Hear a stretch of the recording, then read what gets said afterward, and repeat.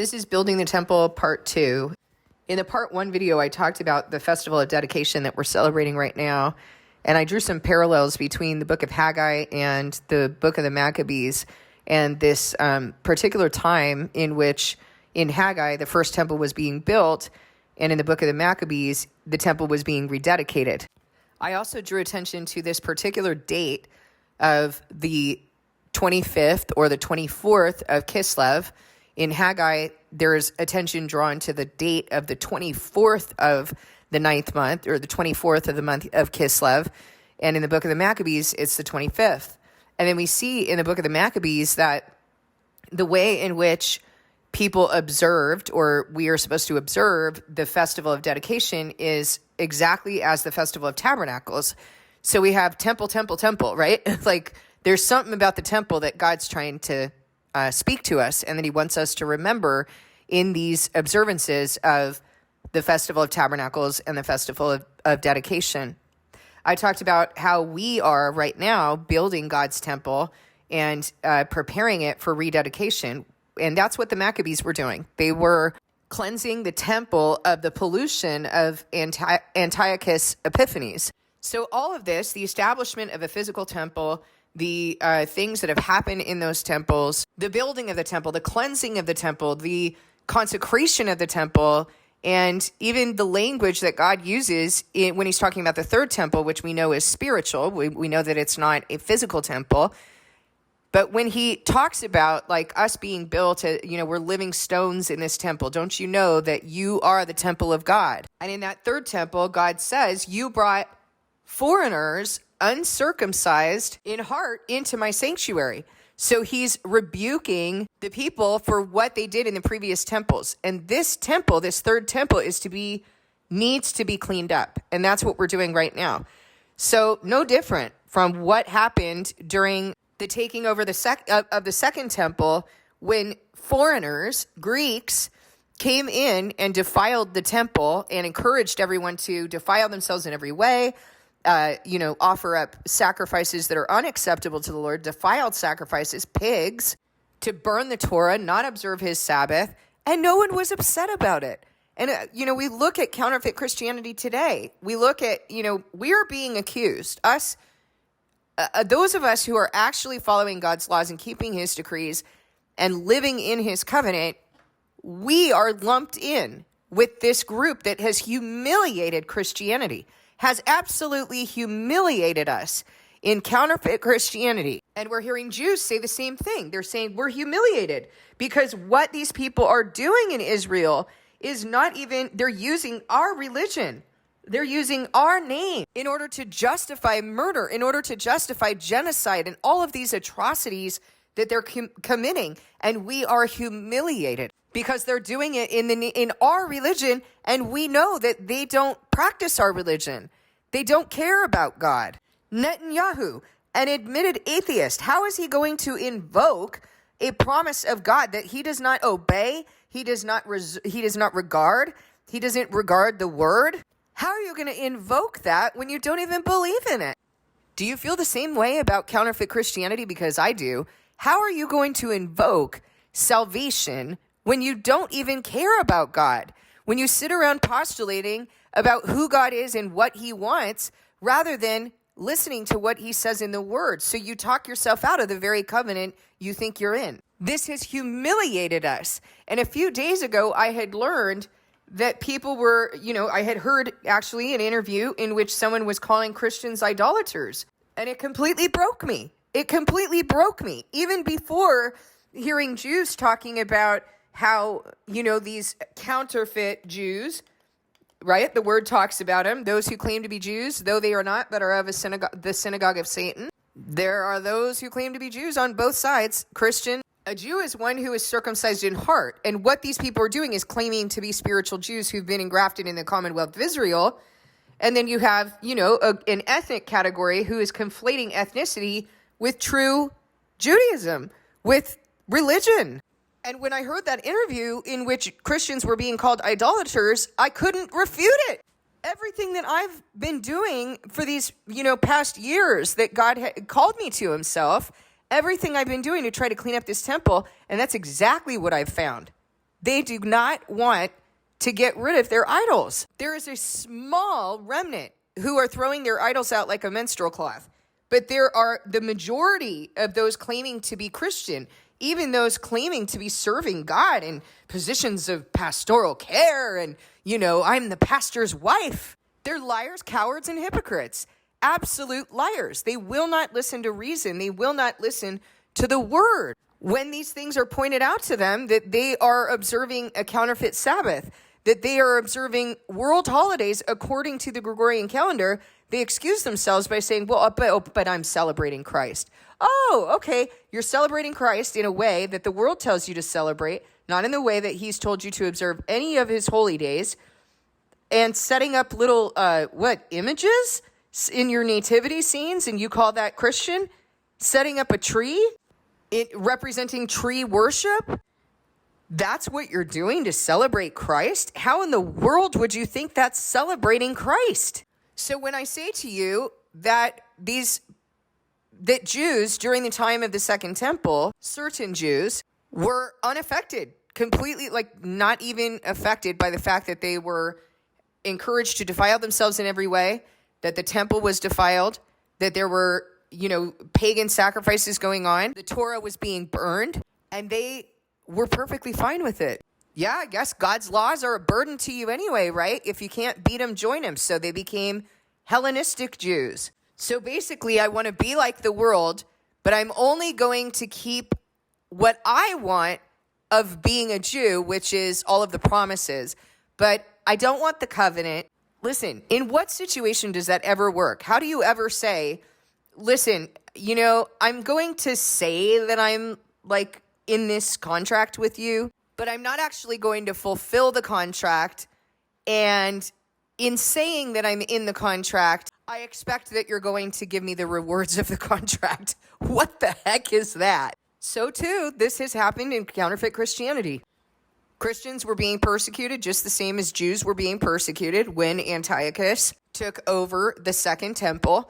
Christians were being persecuted, and the Catholic Church rose, and that provided them an opportunity to have their cake and eat it too. We'd like to become part of the world. Do you remember what David was looking at the wicked, and he was saying, I almost slipped because I started to envy the wicked, and then I remembered their fate. But that he was looking at them and he was saying, oh, they're strong, they have no troubles, they have blah, blah, blah. Of course, we're going to look, was this not something we were warned about? That we would look at the world and we would see that they have no troubles, that they're strong, that, all of this stuff. We want that. But God said, no, you need to be a nation set apart. You cannot join the world. You can't join in any of that. But the attitude of counterfeit Christianity is, I want it all. And God wants me to be joyful. And by that, they mean indulge my flesh. They have no love for God. They don't know the word. And the same things are being said by Jews, Orthodox Jews, those who actually believe in the word. The same things are being said by them as I'm saying about Christianity, counterfeit Christianity. What I'm saying to you and what they are saying is these people don't even love God. These people don't even believe in the word, and they don't obey it.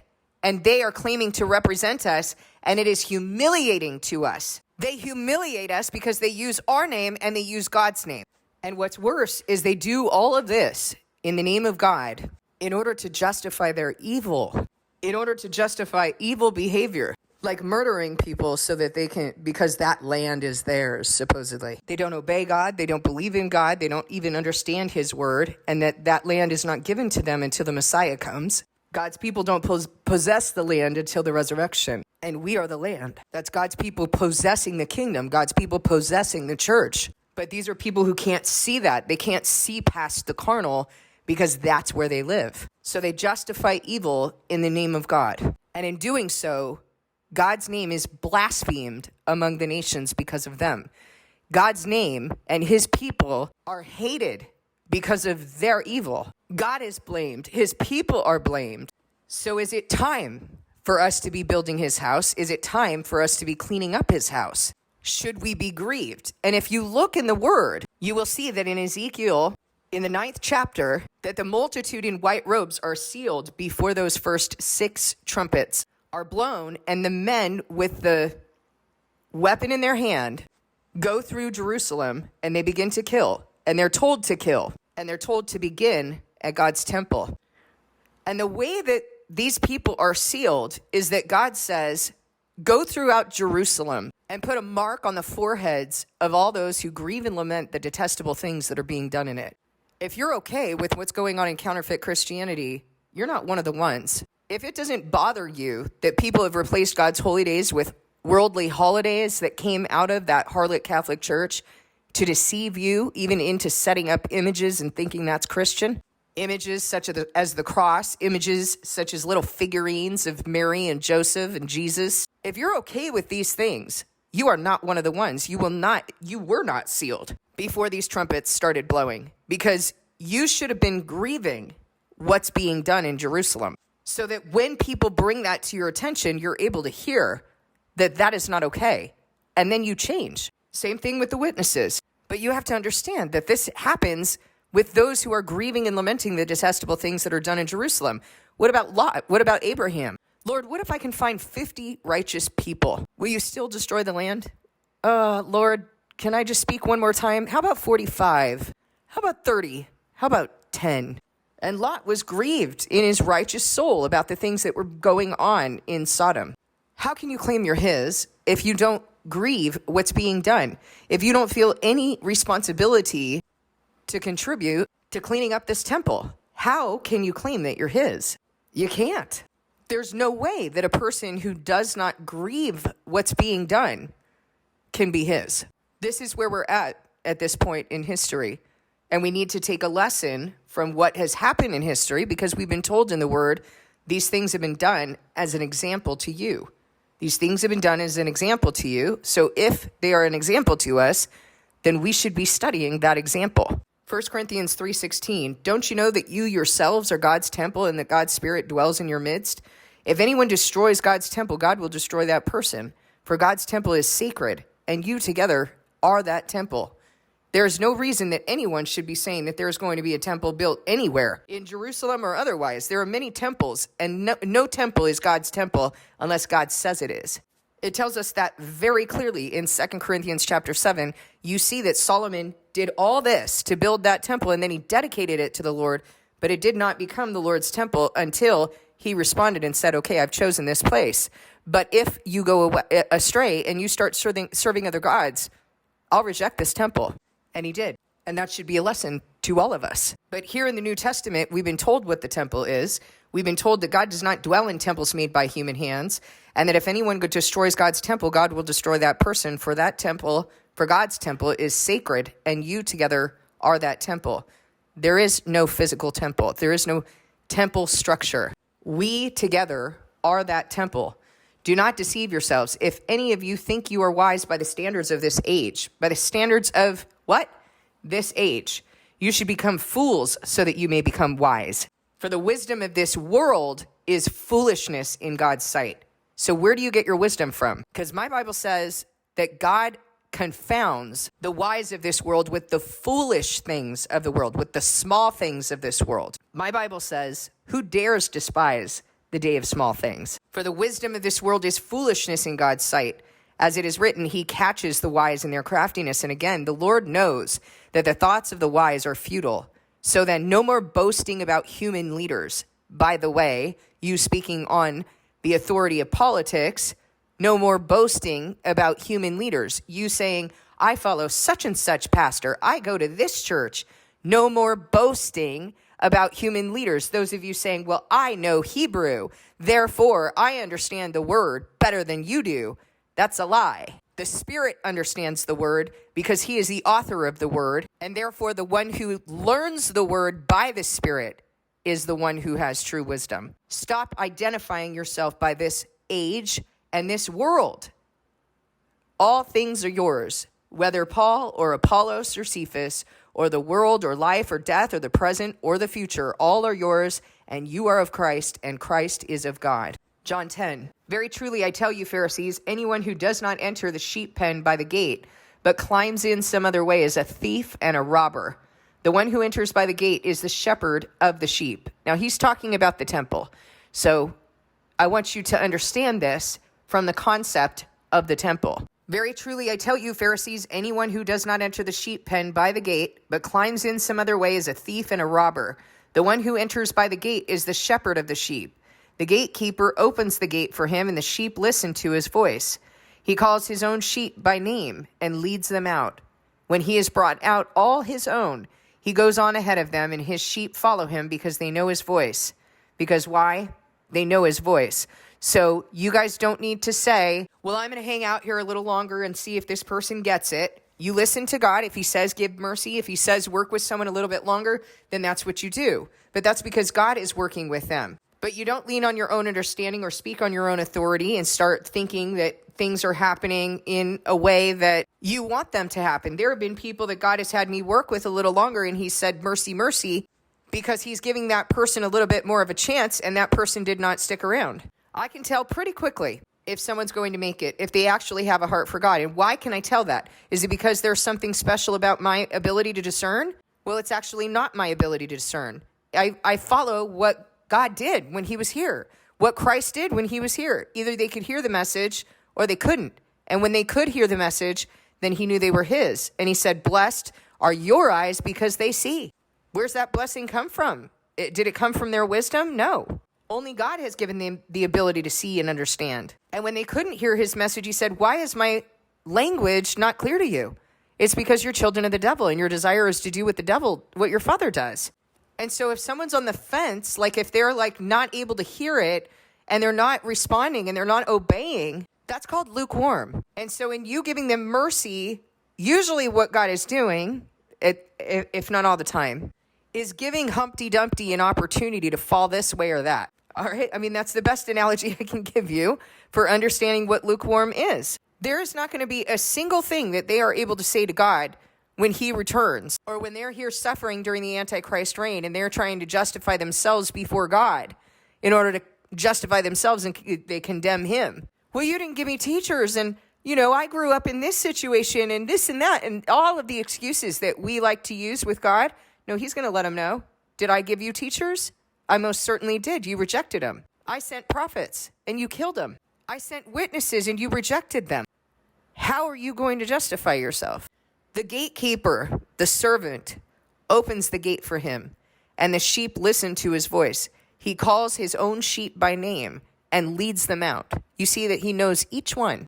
When he has brought out all his own, he goes on ahead of them, and his sheep follow him because they know his voice. Because they know his voice, they obey, they follow him. But they will never follow a stranger. In fact, they will run away from him because they do not recognize a stranger's voice. Jesus used this figure of speech, but the Pharisees did not understand what he was telling them. Of course they didn't, because they have not been given wisdom. Did they know Hebrew, by the way? Did they know Aramaic? Did they know Greek? And yet they could not understand Christ. Go figure. I am so sick of people coming on the channel telling me that I don't have a right to speak this message because I don't know Hebrew. Well, what are you doing on my channel? Obviously, you were looking for something. It's so bizarre. I recognize Satan because I know the schemes of Satan to accuse and try to cast out, but that isn't something that can happen with me because I know what I'm doing in the Lord. I know that the wisdom he's given me is not of this world. I know that the wisdom he's given me is not of myself. I can't even claim what I understand. It's for his glory. So do you think that I'm going to be so stupid as to believe some human being who tells me that I must know Hebrew in order to have wisdom? What is that, guys? That is a person who speaks on the authority of who? Is that the authority of God? Has God set apart wisdom only for those who understand Hebrew? For the scholars of the world? No, he rebukes these things. Did he not rebuke the Pharisees, the teachers of the law, the learned, the scholars? All right, then. I'm not learned. I'm not a scholar. I didn't go to Bible college. I didn't go to seminary, but I seem to understand some things, and they had to come from somewhere. And as it is, I have sat in the counsel of God. I do sit in the counsel of God. That is where my wisdom comes from, because I love God, and he knows that I love him. And the reason he knows I love him is because I pursue his heart. I don't sit here and start making up ideas about God by saying, well, I think that Christmas. I don't do that. I break myself to know him. I break down the flesh in order to get close to him. And that is what you need to do.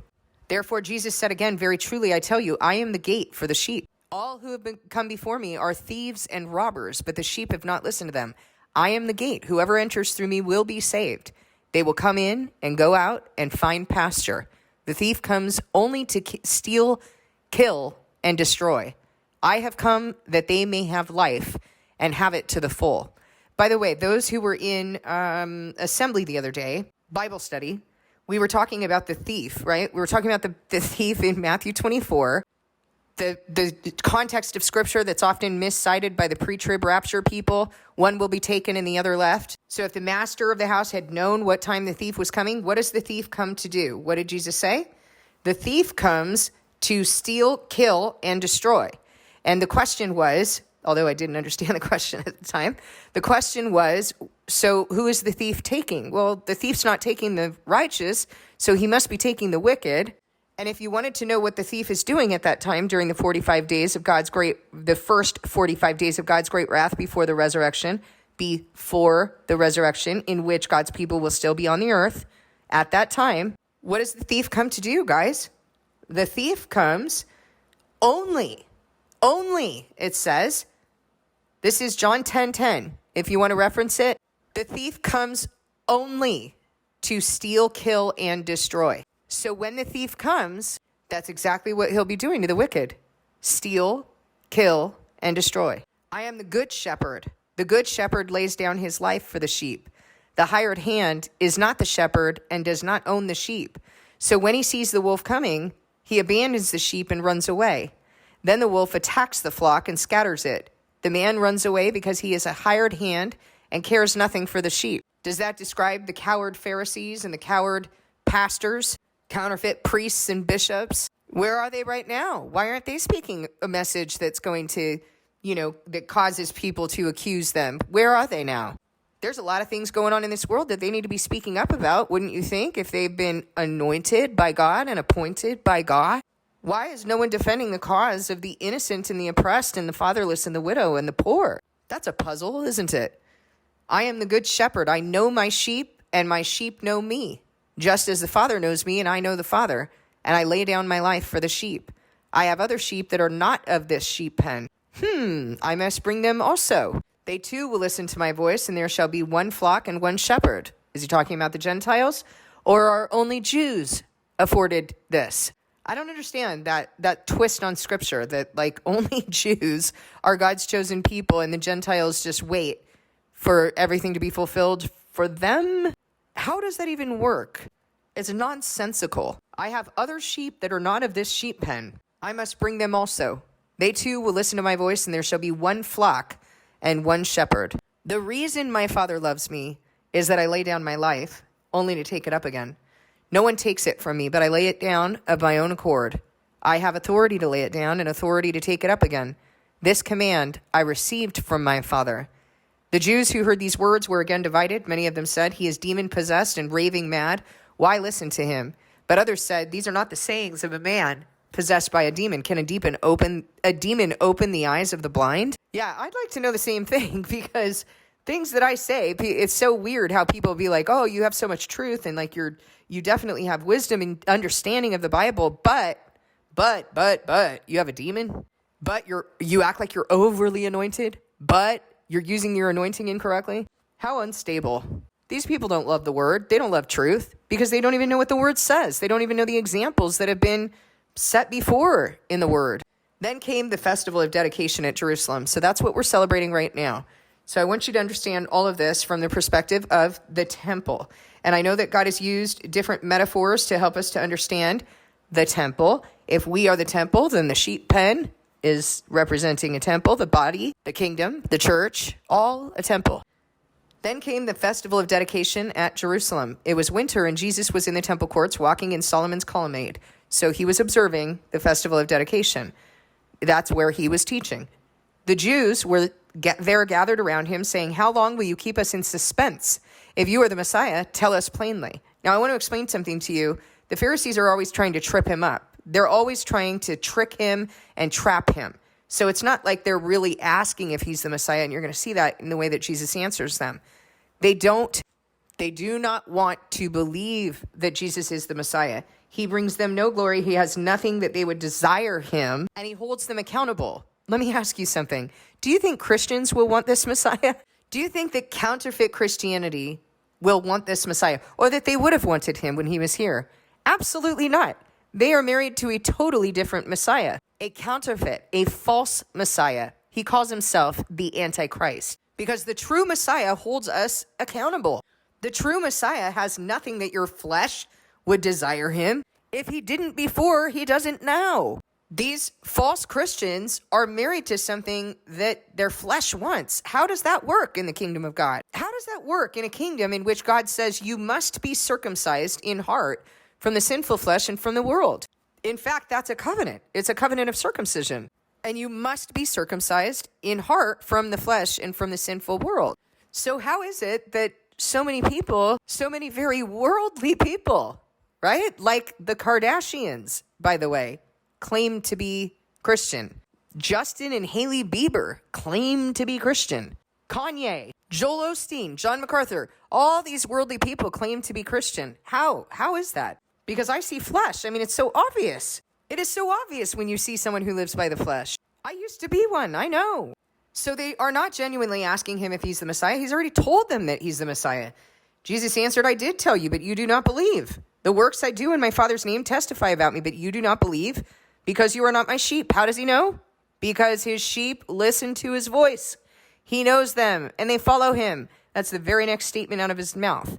So if they don't understand his language, if they don't understand his message, they are not his sheep, but are what? Of a different pen, or wolves in sheep's clothing, but they don't belong to him. He says, my sheep listen to my voice. I know them and they follow me. I give them eternal life and they shall never perish. No one will snatch them out of my hand. My Father who has given them to me is greater than all. No one can snatch them out of my Father's hand. I and the Father are one. Okay? What is he telling us about this temple right here? He says, I and the Father are one. And in his prayer in the Garden of Gethsemane before he was arrested, he said that he wanted us to be one with him, he in us, and us in him. What do you need to become in order to be part of this temple? You need to become one with Jesus, just as he is one with the Father. Again, his Jewish opponents picked up stones to stone him.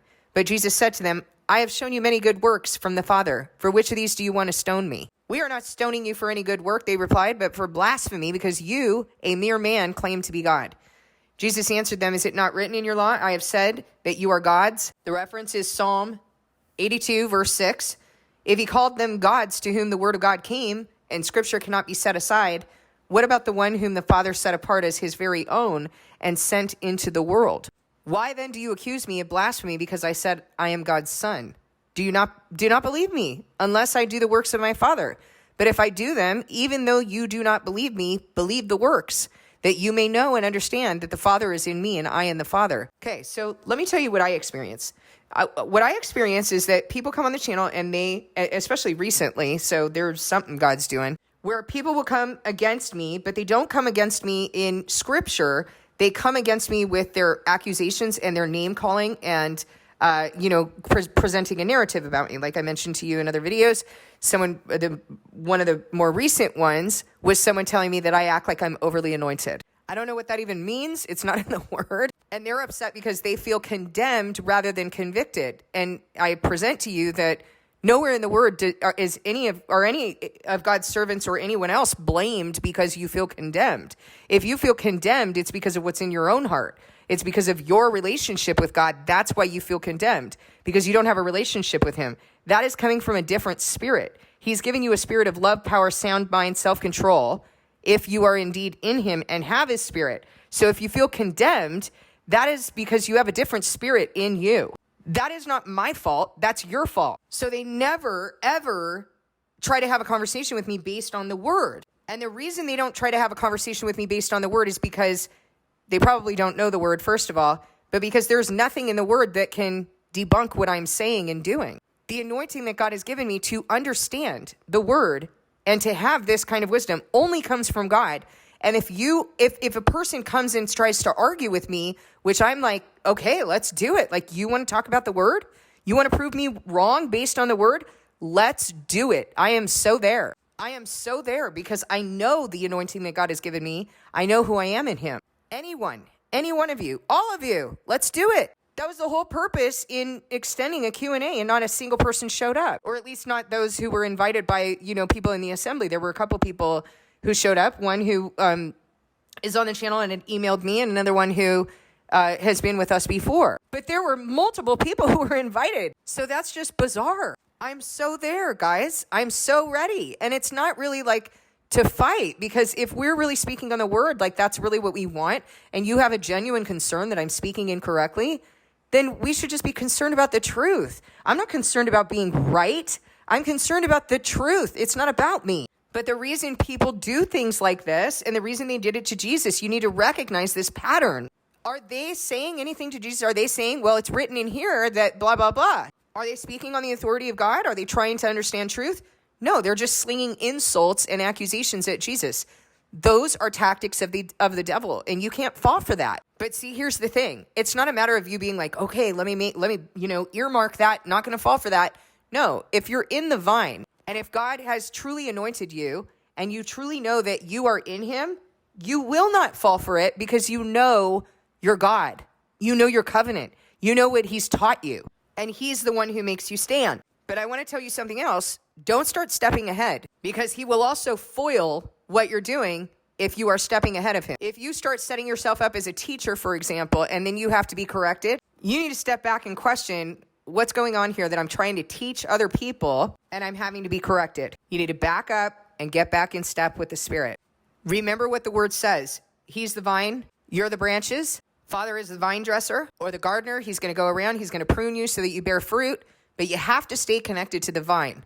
And I am seeing sometimes that there are people who try to set themselves up as teachers to a group that they're just, listen, we're co-laborers with one another. If you are in a phase right now of learning and being built in your covenant and being built in the purpose for which God has set you apart, you need to stay there. You need to share your testimony, share what God is teaching you, share what you're learning, but don't start setting yourself up until God has anointed you to do what he has you doing.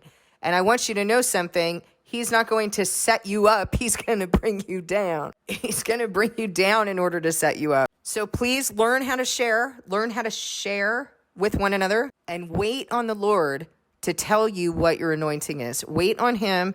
You're going to have to stay really connected to him.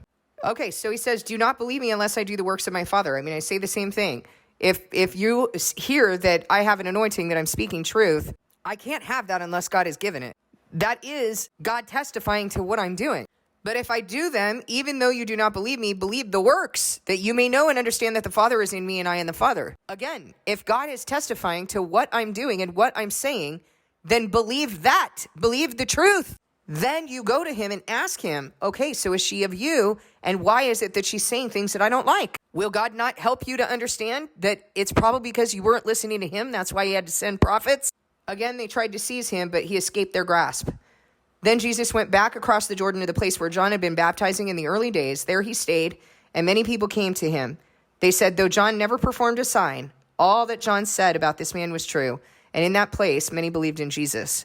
Who is in the temple, guys? Sheep who listen to his voice, and they follow him. They hear his voice, they listen to his voice, they follow him, they obey him. The sheep that don't listen to his voice are different sheep. They are not his. There are those in this temple who have been given anointing. And in fact, all of us need to get to that point. But you don't start setting yourself up until what? Until he tells you, until he gives you the gifts that are required in order for you to walk in that anointing. So if you're not there yet, he's probably still cleaning up your house. And that's where your focus needs to be. And when you come together with the body, you share from your testimony. You share. You don't teach. You share. Don't start saying things like, God is showing me this, and then you have to be corrected, because then you're embarrassed. Make sure that God is showing you that. Make sure that what you're speaking is truthful, and that it's not just coming from something that you want to be so, or that you think sounds good. You need to make sure that what you're receiving, you're actually receiving, and not interpreting by your carnality. So step back a little bit, make sure that you're in step with him, because you're going to need that. There's no way for you to have anointing if you don't get that down. If you don't get this down and you're out there telling people, oh, I received this from God, and it's not even true, and you have to be corrected, how can you serve him? He's teaching you, and sometimes it's going to feel really bad. Like, it's going to be hard, and you're going to make embarrassing mistakes, but you need to learn from those mistakes. And part of that learning is to teach you, look, see what happens when you step apart from me? You start to get deceived by the interpretations of your carnality, of your flesh. Okay, the last thing that I want to read to you along this line is because it's really important that we understand what it means to be in this temple. And Jesus was telling the disciples before he died or before he got arrested, he counseled the disciples about this very topic that I'm speaking to you. I don't want anyone to think that I'm coming down on anyone without good reason. It's important that you understand what it is that Jesus taught his disciples after the disciples had already been walking with him and they had gone and seen his ministry. And look, there were times when they made mistakes, right? There were times when he rebuked them or like they, tried to go and cast out demons and the demons wouldn't come out and tore them up, beat them up. And they came back and went, why didn't it happen for us? And he had to teach them. So right now you're in that teaching phase. It's not like God just said, okay, you're so special, Carrie Ann. I'm going to have you go talk to everybody. He's been building me since 2019, crushing me to build me. John 15, I am the true vine and my Father is the gardener. He cuts off every branch in me that bears no fruit, while every branch that does bear fruit, he prunes, so that it will be even more fruitful. You are already clean because of the word I have spoken to you. Remain in me as I also remain in you. No branch can bear fruit by itself. It must remain in the vine. Neither can you bear fruit unless you remain in me. Now look, okay, so you're a branch. You're a branch that's connected to this vine. You're also a living stone. Do you think that a living stone might be popped out of its place if it disconnects from the vine? Yeah, you're not going to be part of this temple. You have to remain in him. This is not just some poetic parable. It's an instruction. I am the vine. You are the branches. If you remain in me and I in you, you will bear much fruit. Apart from me, you can do nothing. If you do not remain in me, you are like a branch that is thrown away and withers. Such branches are picked up, thrown into the fire, and burned. If you remain in me and my words remain in you, ask whatever you wish and it will be done for you. This is to my Father's glory that you bear much fruit, showing yourselves to be my disciples. I want you to remember also that he says, don't go taking the important seats at the banquet. If you take the important seat at the banquet, you're going to be humiliated and told to leave that seat and go sit in the back. Do not set yourself up in a position that God has not appointed you to, or you're going to have to go sit in the back. You're going to be embarrassed. Take the seat he gave you. You'll be moved up. You will be moved up soon, but you need to take the seat he gave you, let him build you, and then he's going to move you up. But it's not going to be like this, eager beaver. Let me get there. No, he's going to be crushing you on the way there so that by the time you get there, you're just going to kind of sit in your seat. All these people who are like jumping up and down, it was so interesting when I was in the field of psychology and I was studying, for example, like the MMPI, everybody kind of knows that test, right? It's personality test. And one of the things that I remember studying is that that certain people in ministry in counterfeit churches had a similar personality profile to someone who had bipolar disorder. Like they were really manic. That is not how God rolls, guys. The Spirit of God does not come up as manic. And of course, counterfeit religious people would say, oh, well, this is just it's something to keep in mind that those who are anointed or those who are serving God. No, these are not people who are serving God. These are people who have a spirit that is compelling them. Do you think that Jesus was just like, okay, let's do this. Come on. Can you imagine him like being on a stage and jumping up and down and back and forth, from one end of the stage to the other, entertaining people's flesh? I mean, yeah, you have to be a little manic in order to do that, don't you? You got to be really living in your flesh. That's not the ways of God. God has to kill the flesh in order for you to actually serve him. He breaks down the flesh for you to serve him. There's no way to serve him when you're like that. The zeal that Jesus had for God it didn't look like that. Because when we get into that flesh activation, we're disconnected from God. When we get into like a soapbox of teaching or appointing ourselves to a position that we are not in, we're actually not connected to God. How could you be? If he did not appoint you to that position, how could you be? So please don't think that you're modeling yourself after me and what I'm doing. I'm in a different role that God built me to be in. You're not in that role right now. And you can't receive that role, whatever role you're in, you can't receive from me. You need to go receive it from God. He has to build it in you. There aren't 24 ears in this body or 15 noses. Be the part of the body that he set you apart to be. And the only way that you can learn what that is for him to build it in you. I still don't know the entirety of what he's going to have me doing.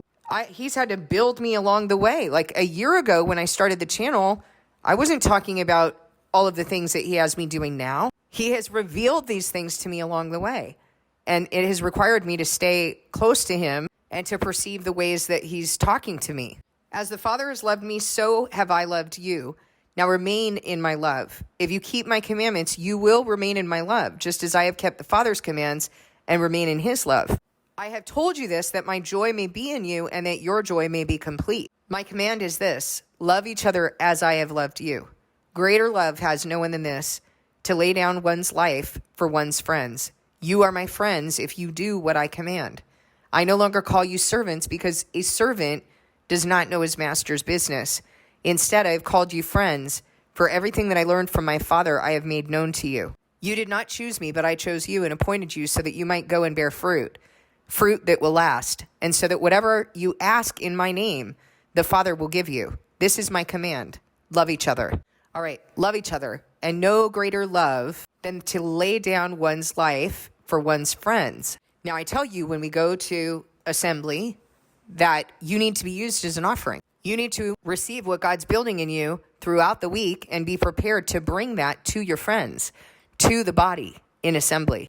And part of what you're doing in doing that is learning how to remain connected to God. So if you're fabricating what God is teaching you, or you're reading something and you're interpreting it and then you're saying, oh, this is what God built in me, you should be getting those bugs out. You should be actually learning what it is to remain in him and let him build the message in you. And then when you discover that you're claiming that God has built something in you that you had to be corrected on, then you should be going back and asking God, okay, what's going on here? What do I need to tighten up? What do I need to correct inside of myself? How do I get closer to you so that I'm not making those mistakes? And this way, you're not leading anyone astray, because if you're an offering and you're sharing a message, you're sharing that here's what God's saying to me, and then you discover that that's not correct, you're going to be held accountable for that. It's not like you just made a mistake. You're speaking incorrectly. You're showing up and saying, God gave me a message for you guys, and then you're having to be corrected that that is not true. I've done this too, so I don't want you to be upset. I've had to be corrected as well. And usually it's like counterfeit Christianity coming out of me, past things that I absorb. But early on, when God was building me, there were things that I thought that I was receiving from him, and I wasn't. So I want you to know that this is something that everyone has to, everyone is going to learn this to a certain level, to a certain degree, as we're learning how to really listen to him and really stay in step with him and speak accurately. But the reason I'm speaking to you about it is because it does need to come out of you. You do need to be speaking correctly, and you do need to regard the role that you're going to be given as very serious and a huge responsibility. The other thing that you want to understand is that if you are part of this temple, that not only is your life a living sacrifice, but you're also speaking certain things that are going to get you killed. They just are. You already know that. You know that from the word. You know that from Bible study. So you will lay down your life for your friends, for God first, and then for your friends, to do what God has set you apart to do. So Jesus then goes on to, and remember, this is like right before he gets arrested. This is what he's teaching all the way to the very end. If the world hates you, keep in mind that it hated me first. If you belong to the world, it would love you as its own. As it is, you do not belong to the world, but I have chosen you out of the world. That is why the world hates you. Remember what I told you, a servant is not greater than his master. If they persecuted me, they will persecute you also. If they obeyed my teaching, they will obey yours also. They will treat you this way because of my name, for they do not know the one who sent me. If I had not come and spoken to them, they would not be guilty of sin, but now they have no excuse for their sin. Whoever hates me hates my Father as well.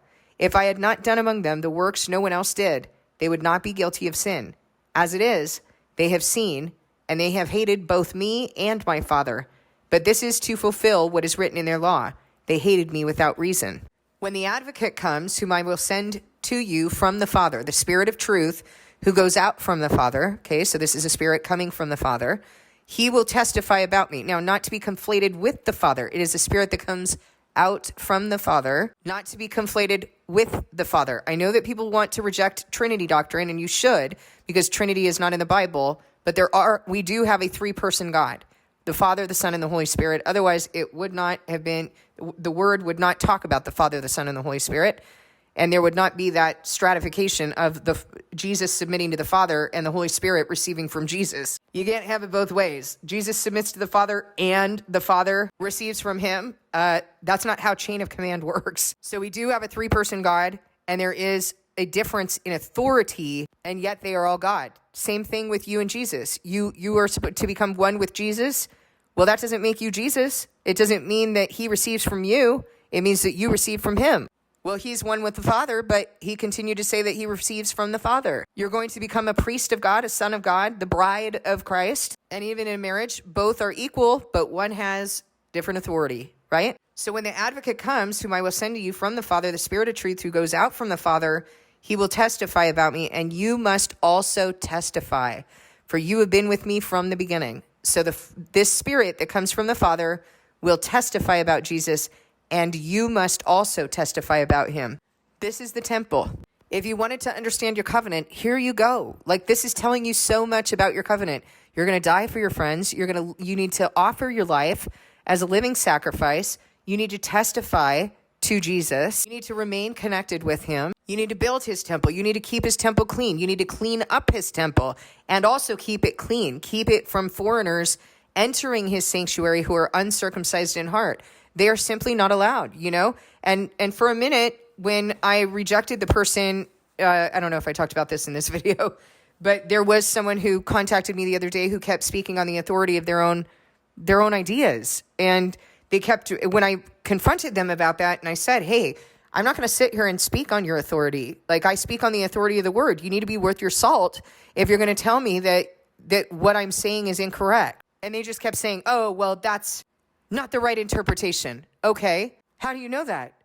Well, do you speak Hebrew? No, I don't speak Hebrew, but I will read the passage to you in Hebrew. Would you like that? Then I read the passage in Hebrew. It's the same interpretation. And they say, well, that's garbage. That's not true. Are you ever going to speak on the authority of God, or are you just going to speak on your own authority? And they literally asked me, well, are you going to send me the link for the Sabbath assembly? No, I'm not. Why would I do that? For a minute, I thought, well, I don't want anyone to be excluded. And then I thought, well, no, this is an exclusive church. And I said to them, we don't allow foreigners who are uncircumcised in heart to enter the sanctuary of God. You need to go pray about whether you actually want God. You need to go pray about whose authority you actually believe in. But as for us, we don't invite people who are doing that. Is that because of me? No, it's because that is my responsibility to God. That's what he said. He literally says in his word, you invited foreigners, uncircumcised in heart, into my sanctuary. There's an implication. Don't do that. This is the temple we're building. This is the temple that we have to clean it up, and we also have to stand firm. And we need to be those gatekeepers. No thieves allowed here, guys. Won't be opening the gate for you.